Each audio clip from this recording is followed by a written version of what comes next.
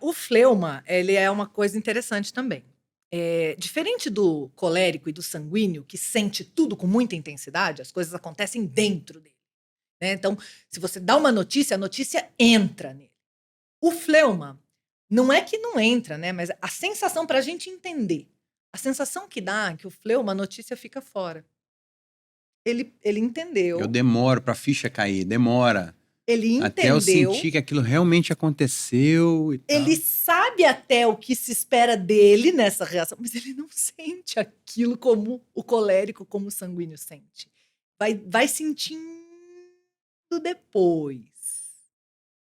É impressionante isso Não em é? relação à notícia. Uma notícia me abala num grau, assim, Instantaneamente. instantaneamente, e eu demoro a me livrar daquela, Isso. tirar aquela notícia de mim. O sanguíneo passa rápido. Eu não, O colérico fica. O demoro, fleuma passa sabe? rápido. Eu não trabalho aquilo direito. Eu acordo às vezes de noite pensando, meu Deus, como é que pode ter acontecido isso? Eu nem conheço as pessoas, não tenho nada com isso. Por que que eu estou envolvida nessa história?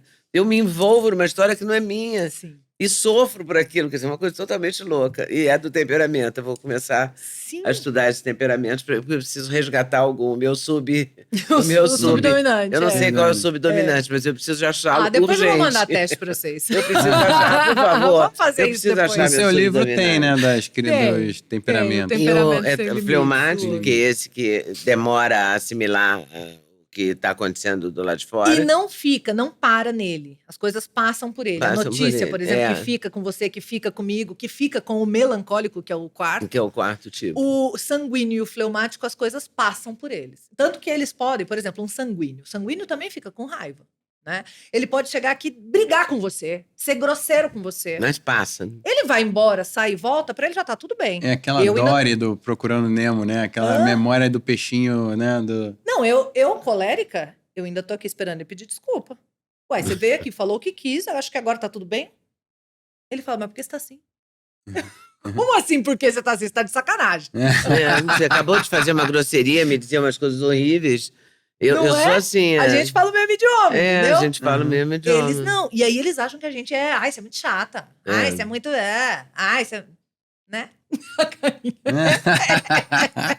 O melancólico, acho que foi o que faltou. Faltou, melancólico. É o terra, né? Ele é o mais aterrado.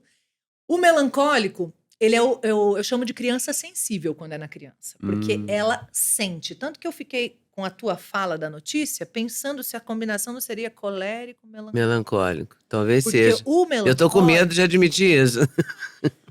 Sim, é uma combinação. Eu sou Porque o casada melancólico com é um colérico melancólico, eu sou apaixonada. É uma combinação de muito comprometimento, Leda, de muita entrega, de muita seriedade, sabe? Pois mas mas é tanta seriedade. Pra então, quê? mas aí o caminho de evolução é trabalhar a leveza. É isso. Pra que essa seriedade toda? Pra quê, né? É isso.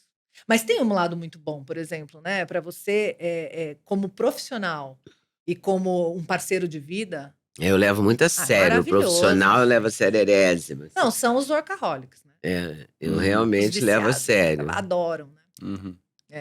E o melancólico é esse, ele é mais sensível, assim. Quando é criança, você pode pegar uma criança chorando por alguma coisa que aconteceu com o outro, não com ela. Você pode pegar uma criança que dá um negócio novo pro outro, para ver o outro feliz.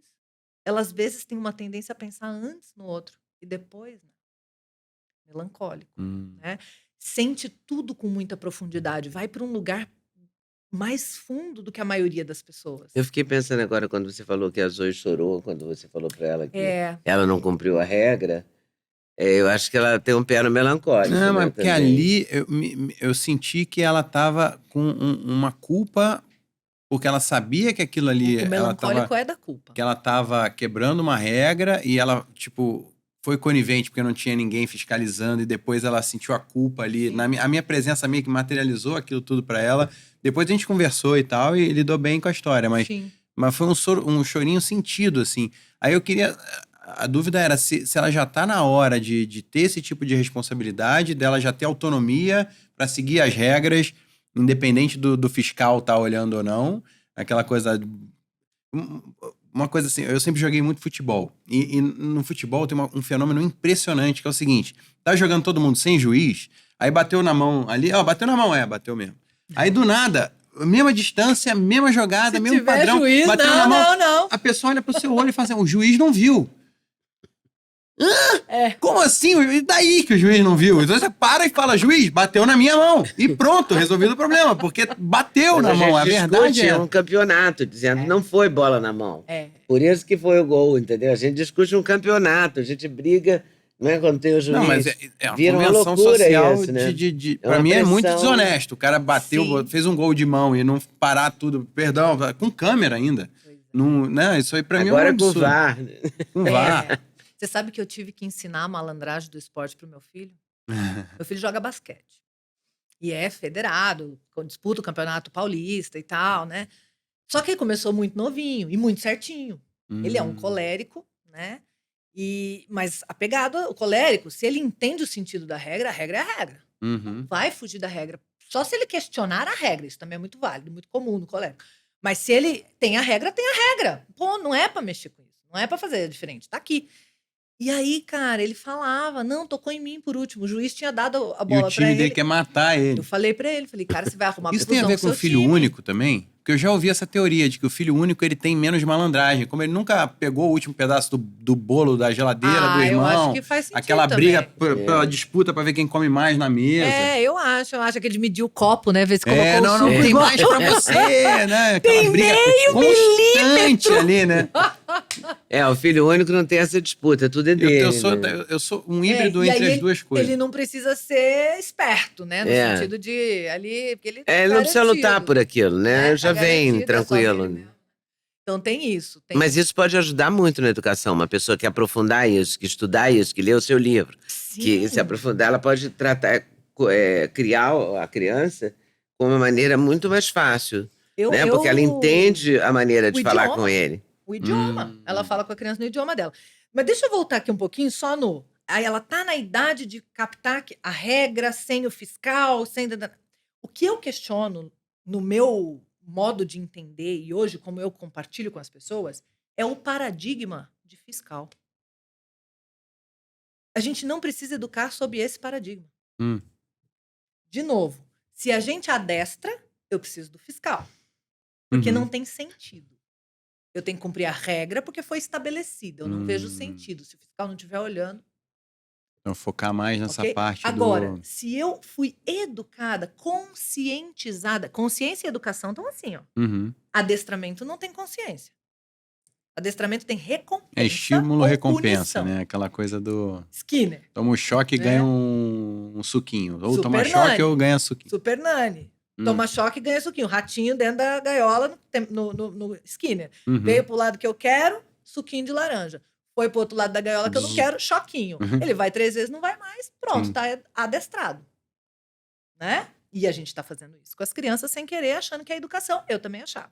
Por isso que eu falo, gente, acho que tem uns adestramentos que são úteis. Não vai atravessar a rua sem olhar, ou não vai meter o dedo na tomada. Tem que adestrar mesmo, porque até entender que não pode meter a mão na tomada. Duda, veja só. Sei lá.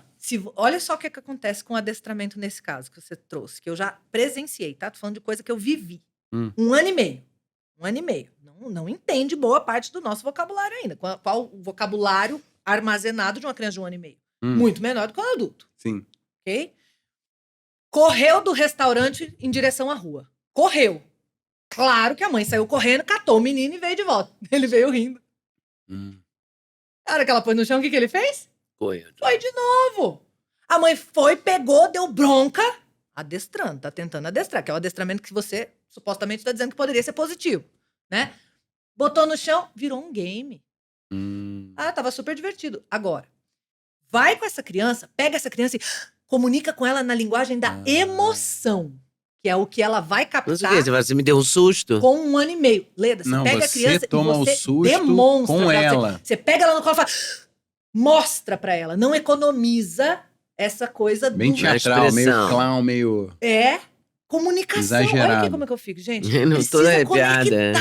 Precisa comunicar no jeito que um ano entenda. Como é que um ano entende? Emoção. A criança faz assim, ó. A conclusão dela é, eu não sei o quê, mas aqui eu corri risco. É melhor não.